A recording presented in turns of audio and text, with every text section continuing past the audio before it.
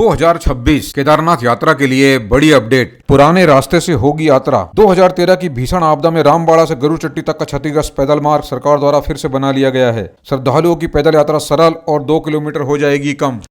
Token system लागू होने की संभावना।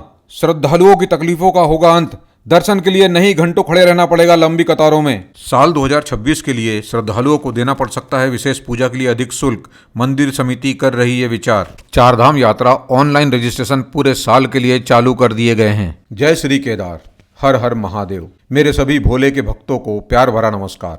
6 महीने के लंबे अंतराल के बाद उत्तराखंड राज्य में होने वाली चारधाम यात्रा का शुभारंभ 19 अप्रैल 2026 को 2 धाम यमुनोत्री और गंगोत्री कपाट खुलने के साथ ही हो जाएगा।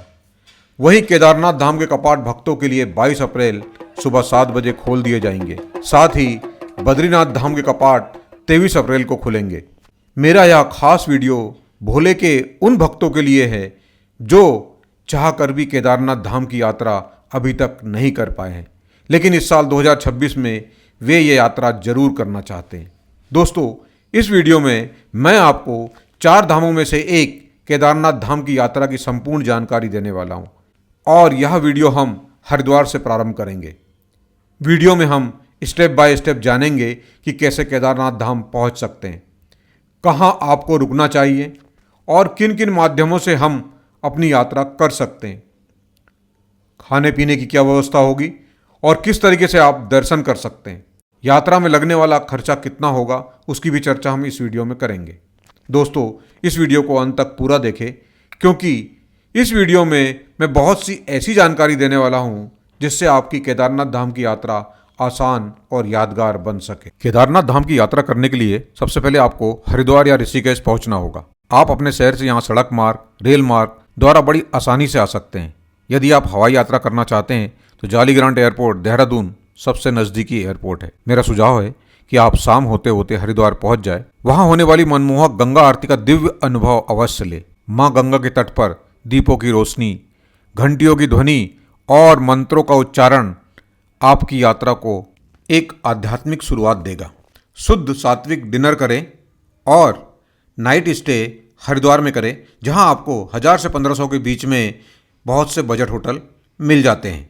उसके बाद सुबह अर्ली मॉर्निंग अपनी आगे की केदारनाथ बाबा के दर्शन की यात्रा शुरू करें। हरिद्वार से सोनप्रयाग की दूरी लगभग 230 किलोमीटर की है, जिसे सामान्यतः 7 से 8 घंटे में पूरा किया जा सकता है। पहाड़ी मार्ग होने की वजह से मौसम और ट्रैफिक के अनुसार समय थोड़ा आगे पीछे हो सकता है। हरिद्वार या ऋषिकेश से सोनप्रयाग के लिए प्राइवेट कैब, गवर्नमेंट बस, प्राइवेट बस सभी विकल्प मिल जाते हैं। प्राइवेट कैब बुक करते हैं तो उसका किराया लगभग 6000 रुपये तक हो सकता है। वहीं शेयरिंग कैब में प्रति व्यक्ति 1000 से 1200 रुपये तक खर्च आता है। बात करें बस के किराए की तो लगभग 600 से 800 रुपये के बीच रहता है। एक जरूरी बात ध्यान रखने वाली है कि बस सेवाएं प्रातः 4 बजे शुरू हो जाती है और सुबह 9 बजे तक ही उपलब्ध रहती है, इसलिए समय से बस स्टैंड पहुंचना बेहतर रहता है।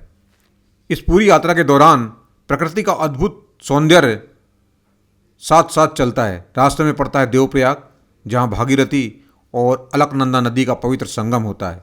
यह दृश्य अत्यंत मनमोहक और आध्यात्मिक अनुभूति देने वाला होता है। आगे बढ़ते ही धारी देवी माता का मंदिर आता है, जिसे 4 धाम यात्रा की रक्षक देवी कहा जाता है। यहाँ रुककर दर्शन करने से यात्रा में एक विशेष शांति और विश्वास का अनुभव होता है। इन सभी दिव्य पड़ावों और प्राकृतिक दृश्य का आनंद लेते हुए शाम होते होते सोनप्रयाग पहुंचा जा सकता है। सोनप्रयाग पहुंचने के बाद एक महत्वपूर्ण बात जान लेना बहुत जरूरी है। सोनप्रयाग से आगे किसी भी प्रकार का प्राइवेट वाहन जाने की अनुमति नहीं होती है। सोनप्रयाग में प्रशासन द्वारा मल्टी लेवल पार्किंग की व्यवस्था है, जहां प्राइवेट व्हीकल्स सुरक्षित रूप से पार्क किए जा सकते हैं। यात्रा सीजन में श्रद्धालुओं की संख्या अधिक होने से कई बार सोनप्रयाग की पार्किंग भर जाती है। उस समय सोनप्रयाग से 500 मीटर पहले सीतापुर में वाहन पार्क करना पड़ सकता है।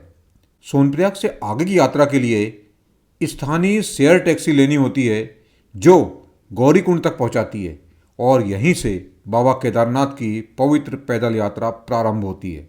नाइट स्टे सोनप्रयाग में करें यहाँ पर काफ़ी होटल्स हैं और GMVN की डॉर्मेटरीज भी आपको मिल जाएगी, जिसका किराया 800 रुपीज़ पर पर्सन है। लेकिन यात्रा डेट देखकर आप पहले से ही एडवांस में बुकिंग करवा दें, क्योंकि श्रद्धालुओं की संख्या ज़्यादा होने पर यहाँ पर होटल्स और GMVN में बुकिंग मिलती नहीं है। अगली सुबह जल्दी उठकर सोनप्रयाग में सबसे पहले अपना यात्रा रजिस्ट्रेशन चेक करवाने के लिए निर्धारित काउंटर पर लाइन में लगना पड़ता है।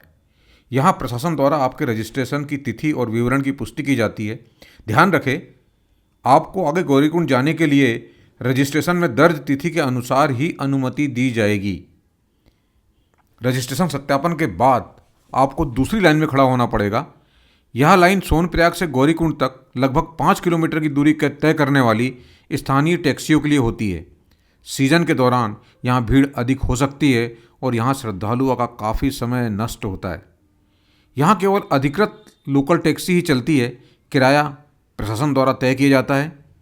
पहाड़ी संकरी सड़क होने के कारण यही एकमात्र साधन है जिससे श्रद्धालुओं को गौरीकुंड तक पहुँचाया जाता है।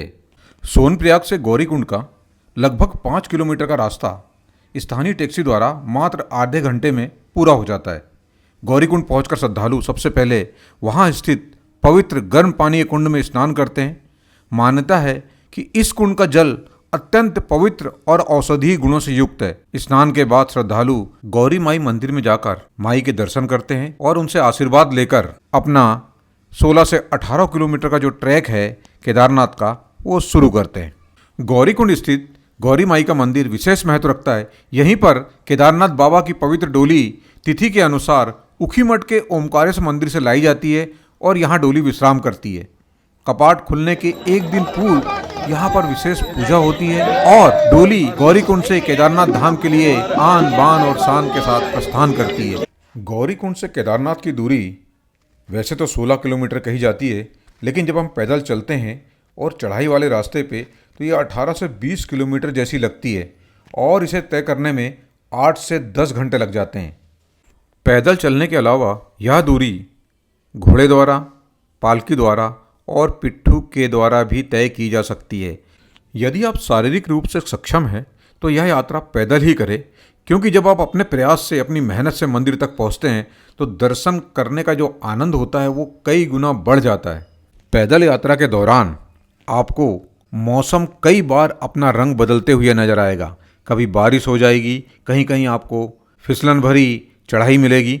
तो मेरा सुझाव है आपको कि आप धीरे धीरे चढ़ाई करते रहें, बीच बीच में पानी अवश्य पिए और आराम भी करते रहें। साथ ही साथ में रेनकोट भी रखें, क्योंकि कभी भी बारिश हो सकती है। और शूज़ जो है वो अच्छी क्वालिटी के रखें, क्योंकि फिसलन भरा रास्ता होता है तो आपको चलने में तकलीफ ना हो। पैदल यात्रा करते हुए केदारनाथ मंदिर पहुँचते पहुँचते आपको शाम हो जाएगी। जैसे ही आप केदारनाथ मंदिर पहुँचते हैं तो सबसे पहले काम यह करें कि अपना रजिस्ट्रेशन लेटर दिखाकर दर्शन का टाइम स्लॉट ले लें। मंदिर के सामने ही काउंटर बने हुए हैं और उसके बाद तुरंत ही दर्शन की लाइन में लग जाए, क्योंकि लाइन लंबी होती है और दर्शन में आपको 4 से 5 घंटे तक लग सकते हैं। इस बार उत्तराखंड सरकार का प्रस्तावित डिजिटल सिस्टम लागू हो जाता है तो आपको लंबी लाइन में खड़े रहने की जरूरत नहीं पड़ेगी। सबसे पहले आपको एक डिजिटल टोकन मिलेगा। उस टोकन पर एक ग्रुप नंबर दर्ज होगा। मंदिर परिसर में लगी बड़ी स्क्रीन पर क्रमवार सभी ग्रुप नंबर डिस्प्ले किए जाएंगे। जैसे ही आपका ग्रुप नंबर स्क्रीन पर आएगा, आप पूरे ग्रुप के साथ दर्शन के लिए आगे बढ़ेंगे। इस सिस्टम का मुख्य उद्देश्य है भीड़ को नियंत्रित करना, प्रतीक्षा समय कम करना और श्रद्धालुओं को सुगम व व्यवस्थित दर्शन कराना। मंदिर में बाबा केदारनाथ के दर्शन करने के बाद मंदिर के ठीक पीछे स्थित भीमशिला के भी दर्शन अवश्य करें। यह वही शिला है जिसने 2013 में आई भीषण आपदा के दौरान चमत्कारिक रूप से मंदिर की रक्षा की थी। अक्सर श्रद्धालु भीमशिला के दर्शन करने के बाद वहीं पास में स्थित श्री आदि शंकराचार्य समाधि स्थल का विजिट भी अवश्य करते हैं। केदारनाथ मंदिर के दर्शन करने के बाद वहीं पर लगभग 1 किलोमीटर ऊंचाई पर स्थित भैरवनाथ मंदिर के दर्शन करने श्रद्धालु अवश्य जाते हैं। धार्मिक मान्यता के अनुसार जब तक श्रद्धालु भैरवनाथ बाबा के दर्शन नहीं करते तब तक केदारनाथ यात्रा का पुण्य पूर्ण नहीं माना जाता है। केदारनाथ मंदिर में शाम को भगवान शिव की भव्य आरती होती है, तो इस अद्भुत पल का अवश्य लाभ लें। पैदल यात्रा के दौरान एक दिन केदारनाथ में स्टे करना होता है, लेकिन केदारनाथ में होटल की संख्या बहुत कम है और उनके रेट भी बहुत ज़्यादा होते हैं और वो पहले से ही बुक हो जाता है। लेकिन यहाँ पर आप प्राइवेट टेंट या GMVN के टेंट में रह सकते हैं, जिनका एक नाइट का प्रति बेड किराया 500 से 1000 रुपये तक होता है। बात करें खाने की तो यहाँ पर बहुत से छोटे बड़े ढाबे और होटल उपलब्ध है जहाँ शुद्ध शाकाहारी भोजन परोसा जाता है। इसके अलावा यात्रा सीजन में जगह जगह भंडारे भी चलते हैं जहाँ श्रद्धालुओं के लिए निःशुल्क भोजन की व्यवस्था होती है। अगले दिन पैदल वापसी में आप शाम तक सोनप्रयाग पहुंचकर वहां नाइट स्टे करें और दूसरे दिन सुबह बस या शेयरिंग टैक्सी द्वारा वापस हरिद्वार आ जाए। इस साल 2026 में केदारनाथ बाबा के कपाट 22 अप्रैल को खुल रहे हैं। उस समय यहाँ पे यदि आप आते हैं तो आपको एकदम जश्न का माहौल दिखाई देगा। बहुत सारे सांस्कृतिक कार्यक्रमों का यहाँ आयोजन किया जाता है। चारधाम यात्रा के लिए रजिस्ट्रेशन पूरे साल के लिए चालू हो चुके हैं, तो नीचे दी गई वेबसाइट से आप अपना रजिस्ट्रेशन करवा सकते हैं। साथ ही यदि आप GMVN के टेंट या रूम में रुकना चाहते हैं तो उसकी वेबसाइट ही मैंने नीचे दिया है, उस पर जाकर अपना एडवांस में रिजर्वेशन करवा लें। यदि आप हेलीकॉप्टर से यात्रा करना चाहते हैं तो आप हेलीकॉप्टर के लिए नीचे दी गई वेबसाइट से अपना हेलीकॉप्टर बुकिंग करा सकते हैं, लेकिन ये आसानी से मिलता नहीं है। दोस्तों याद रखें कि ये वेबसाइट जो मैंने दी है ये ऑफिशियल वेबसाइट है। इसके अलावा किसी भी वेबसाइट से आप करोगे तो फ्रॉड हो सकता है, इस बात का जरूर ध्यान रखें। तो दोस्तों इस प्रकार केदारनाथ धाम की यात्रा आपकी लगभग 4 दिन में पूरी हो जाएगी। अब बात करते हैं होने वाले खर्च की। अगर आप पैदल यात्रा करते हैं तो कुल खर्च लगभग 6000 से 8000 के बीच आ सकता है। इसमें शामिल है ट्रांसपोर्ट, ठहरने और खाने पीने का खर्चा। दोस्तों इस साल होने वाली चारधाम यात्रा से जुड़ी हर महत्वपूर्ण जानकारी मैं आपको अपने चैनल के माध्यम से समय समय पर देता रहूँगा। अगर वीडियो में दी गई जानकारी आपको उपयोगी लगी हो तो कृपया वीडियो को लाइक करें और अपने मित्रों और ग्रुप में शेयर करें और मेरे चैनल मस्ती मैजिक को सब्सक्राइब जरूर करें। साथ ही बेल आइकन को ऑल पर सेट कर दें ताकि आगे आने वाले सभी वीडियो का नोटिफिकेशन आप तक सबसे पहले पहुंच सके। आपका सहयोग ही मेरी प्रेरणा है। हर हर महादेव, जय श्री केदार।